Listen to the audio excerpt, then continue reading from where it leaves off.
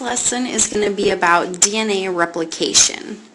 So the first step that is involved in this is a helicase will unwind the parental DNA double helix so that it's in single strands. And so then we're going to have also a single-stranded binding proteins that are going to bind to this to help stabilize this unwound DNA.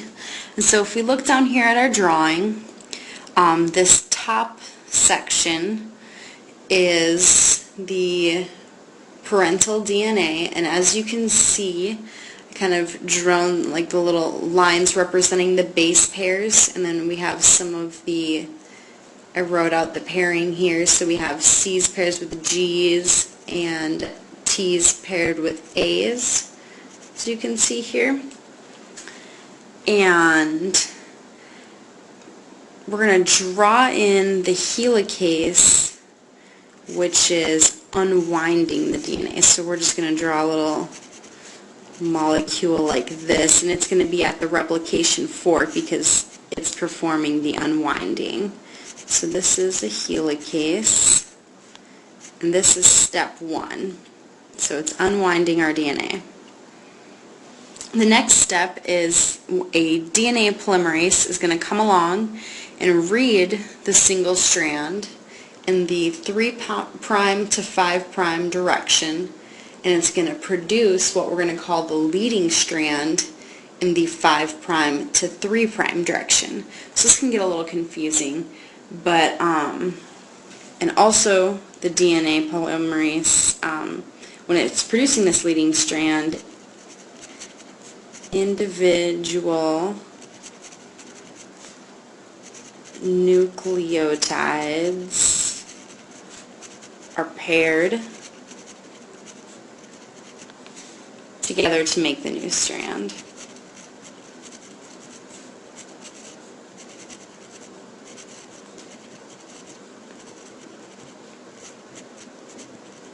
And so in our diagram, this little shaded in box that I've drawn represents DNA polymerase. And so it's coming down and it's going from the 3' direction to the 5' direction. That's the direction it reads, this single strand, and it's creating our leading strand on the opposite side. As you can see, it's creating that in the 5' to the 3' direction. So this represents step 2, and you can see, like we said, it's doing the individual nucleotides, pairing them together. Then the next step involves our lagging strand. So that top strand is our leading strand. And this bottom strand is our lagging strand. And it's called this because the leading strand, the DNA polymerase is able to make it in one big long continuous chain because it's just following the helicase as it unwinds it. But the lagging strand, it's going to go in this other direction. It's going to have to work this way to go in the correct direction, 3' to 5'.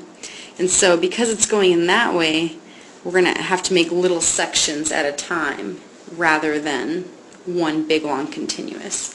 And so this lagging strand, what happens is we have the primase, which is going to make little short RNA primers. And so this little box here that I've drawn is the primase, and this represents step 3. And so this little shaded region here is what I call the RNA primer of my diagram. And so the primase is making these little RNA primers, and then the DNA polymerase is going to extend them to form Okazaki fragments. And so again, here we have this shaded box to represent our DNA polymerase. And so it's taking the RNA primer and turning it into a little DNA Okazaki fragment. And the Okazaki fragments are basically just new small DNA segments. And so this whole little stretch right here will become a new little DNA segment. And then, here, let's denote this as an Okazaki fragment.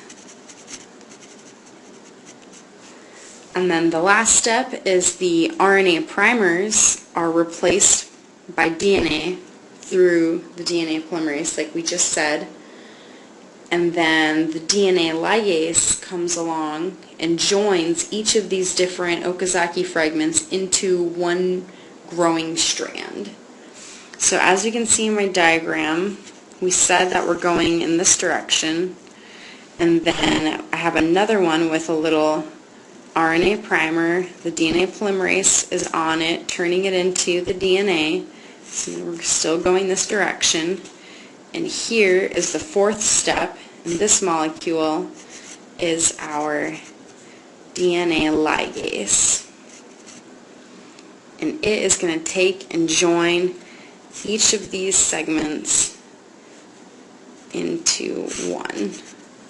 And so we'll get one continuous strand that way. And that is how the DNA is able to replicate.